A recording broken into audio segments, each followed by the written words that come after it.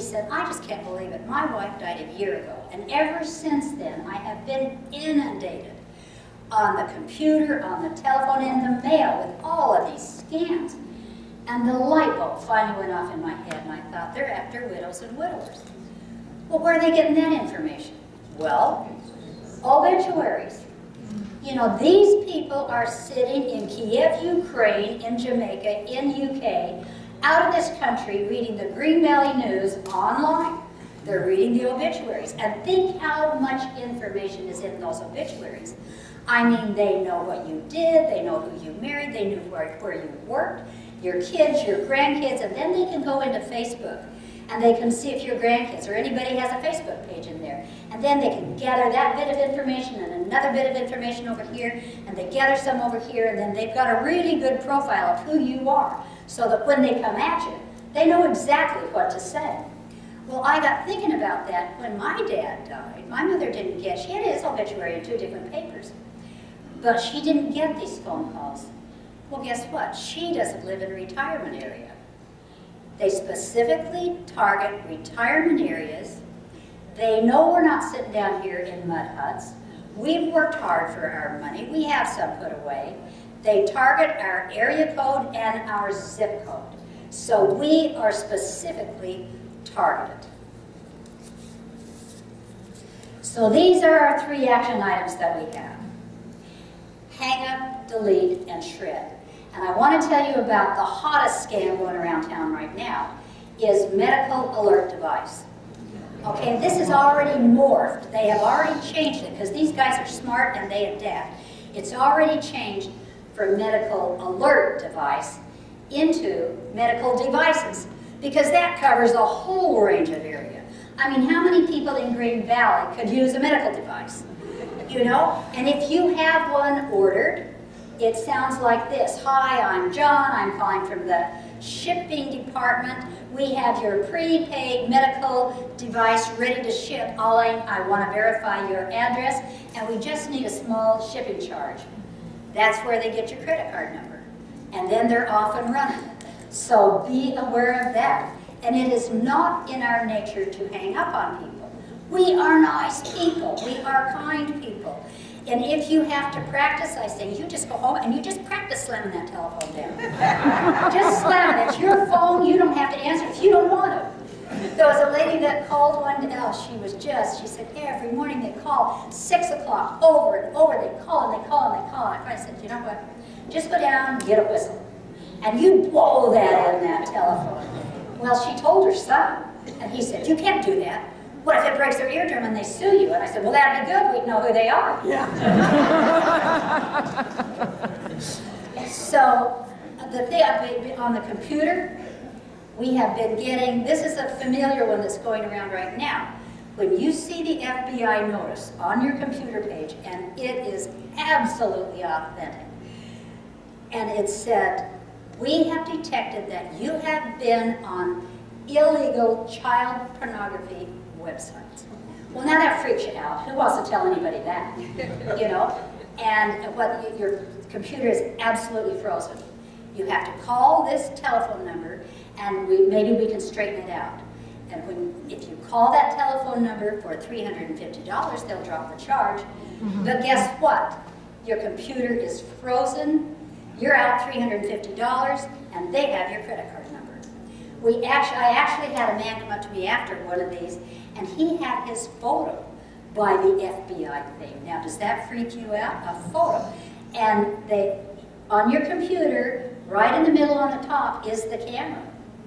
So I didn't know that. So I went right home, and I put a Band-Aid over mine. The white part, so nobody can see through it. So remember, if you haven't entered a lottery, you're not going to win. Now they say you were picked at random. These are how good these guys are. You were picked at random. We had a lady come in the front desk the other day. She lost $40,000. She won the Canadian lottery, $500,000, but she had to give them $40,000 to pay the taxes between Canada and the United States, and she did. They called her the next day and said, you know what, we made a mistake. It was really another $500,000, and you owe us another $40,000. She knew it was a scam. So if you win a lottery, you never have to pay anything up front. They will always take the taxes out. Please be aware of that. It's like the Publishers Clearinghouse. They just show up at your front door. They hope you're in hair rollers with no makeup, and they take a photo and get it all over the country. So you don't have to pay up front. We had one lady that was in such trouble because she started, she would get the sweepstakes in the mail from the American Publishing. And she just put, for $7.60, you can better your odds for winning the big jackpot. Well, she got caught up in that. She got caught up in that, and by the time she called me, she had written them 10 checks. And it was a total of about $400. But, and she had started with a spiritual advisor or a fortune teller.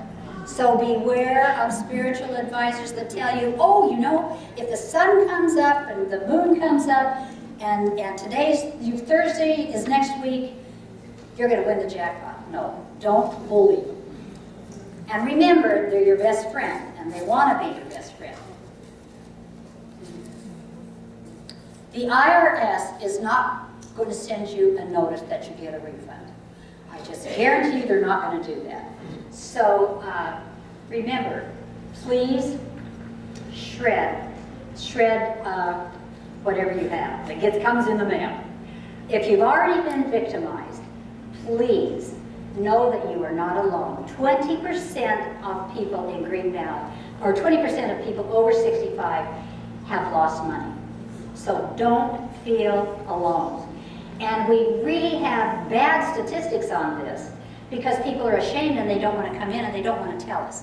And what we'd like to do is get better statistics so that maybe we can get more attention on these bad guys, and maybe we can break up some of these criminal gangs that are all over the world. And these guys are funding terrorism, they're funding bad stuff. So it's not funny, it's really not funny. They actually have mathematical equations that they use to determine who to target, where to go, what scam works best, what time of the day to call. They've got it worked out. This is hundreds of thousands of dollars are leaving our community every year. This community every year. Now I think we're better off spending it here. You might as well go out to dinner. That's what I think. So please report these scams. On the computer, if you see something that says, you have just won a $1,000 gift certificate from Target, click here, don't do it. No. If you get anything from Microsoft that said, we've detected viruses in your computer, no, they haven't. But if you let them in and you talk to them and then they want to get into your email to get the viruses out of your email, guess what? They got you. They've got you, they've got all your email lists, they're looking, they're in there mining for any kind of numbers, especially your bank accounts, your credit cards. They want something with your social security number on it, because if they get that, they have got the keys to the kingdom. We had a lady come in one day. She was retired military, 56 years old, young for Green Valley. She came in, she just retired, she moved to Green Valley 6 months earlier. She just couldn't believe it, but she fell for this Microsoft scheme. She just fell for it. And they took her for about $1,000. And she said, I was on high alert. Ever since 9/11, we have been on high alert every day, all day. And when I retired and moved to Green Valley, I just thought, whoa, I can relax now. And she said, now I know it's kind of a different alert I have to be on. And that's what we have to be on, is a different alert. We had another case where a lady came in, and she said, I want you to know this. She said, my cell phone was broken for 3 days. And she said, finally I decided I'm going to go down and get me a new one, and her landline rang. She picked it up, and it was her stockbroker. And he said, well, I've got that transaction ready for you. And she said, what transaction? He said, well, that $15,000 you sent me that you wanted me to wire to an account because you're on vacation. She said, what are you talking about? He said, well, I left messages on your cell phone. Well, come to find out, she had had a virus sitting in her computer, waiting, watching waiting and watching. This is a crime of opportunity, and they jumped on it. They knew her cell phone was down. Her stockbroker got an email from her that said, call me on my cell phone, I'm out of town, I need the money, $15,000, and I want it wired to this account. He was ready to do it. So be careful, have some kind of plan with your banker, with your stockbroker. It's just important. These are bad, bad guys. And one of the first cases I had was to call a lady because I had to get her date of birth. Now the Pima County Sheriff's Department requires that we have to have a date of birth on any report we do so it can get into their system. So I had to call this lady and ask her for her date of birth. And she was telling me, she said, well, you know, 3 months before, her grandson called her. He said, I was on my way into Canada, and I picked up these 2 hitchhikers, and they had backpacks, and we just threw them in the trunk, and when we were crossing the border agents there went through the backpacks, found marijuana. And he said, Grandma, it wasn't me, it was them, but now I'm going to be in jail, and I need $3,500 right now, because they're going to throw me in jail, and it's not my fault, but I can hire a lawyer for that, and it'll be done. Boom, she went down and she did it, before she ever even thought. They don't want you to think. They grab your heart. Well, after she did it, of course, then she called her grandson, then she called her daughter. Of course it was a scam.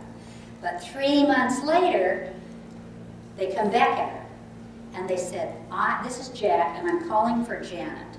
And remember in high school, there were 10 of you that got together, and you said, if anything happens to any of you, you will be there to help each other, always. And she said, Janet's in trouble, and I need your help. And she hung it up because she knew that was a scam. But this is what these guys do. They are relentless, relentless, relentless. Once you fall for a scam and give them any hint that you're going to be vulnerable, you go on a suckers list, and that's exactly what they call it. And they will sell that list, they will sell your name, they will sell that information to another bunch of criminals over here. And it will go on and on and on. And they will just keep calling you till you finally run out of money, or you decide to hang up or delete it and shred it. I've got one more story. My mother and I were on vacation in this really remote area of the Sinai Peninsula in Egypt. And I was walking down the corridor one day of the hotel, and there was a jewelry store, and the owner was out there, and he said, come on in. He said, come on in, and I said, I can't afford it. I can't afford any money. He said, no, I just want you to come in and sit down and talk.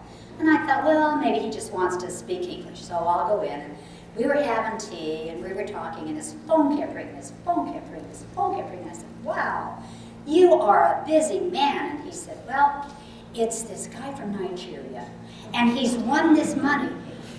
I couldn't believe it. I pulled out of my purse. I had a business card from the Sheriff's Auxiliary Volunteer with a badge on it. I pulled that out and I shoved it in his face. I said, I'm the sheriff, and don't you dare give them any money. And his eyes got this big, and he said, oh my gosh. He had already downloaded the paperwork to start an account with the UK Bank of London. So this is all over the world. It's pervasive. We want it out of this town. If less money leaves this town, we're thinking that maybe they'll go to Sun City, maybe they'll go to Florida, maybe they'll go someplace else. We don't care. We want them out of Green Valley. So it's our job, and we don't want you to answer the telephone in fear or the computer in fear, but you have the power to do this. And now I am making you all honorary members of the Scam Squad. So please take this information and share it.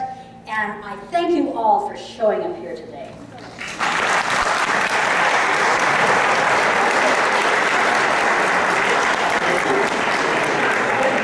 Thank you, Liz. That was a great presentation. And I think the stories really help us all think about, gosh, that could happen to me too. It was very familiar when you were talking about the young man who was in jail. My mother-in-law's, her grandson, almost got her, but she was smarter than they were.